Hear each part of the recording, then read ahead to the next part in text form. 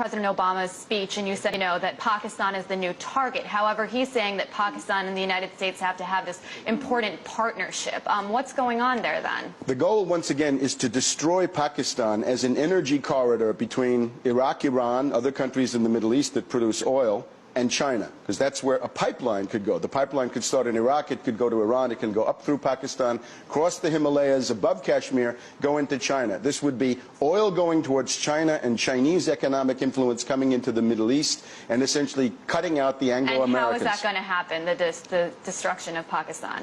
The idea is to provoke a civil war. In other words, take the existing civil war inside Afghanistan and massively export it. The U.S. would possibly consider a direct attack on Pakistan, but they can't, because Pakistan is too big and it has nuclear weapons. So there's nuclear deterrence. The only way to do it is to take the Pashtun population in Afghanistan and Pakistan, rile them up into an independence movement, do the same thing with the people in Baluchistan, and with that you've carved Afghanistan, you've broken Pakistan into 4 pieces or 3, and you've even started to carve Iran, because those Baluchis are a peripheral group of the Iranians.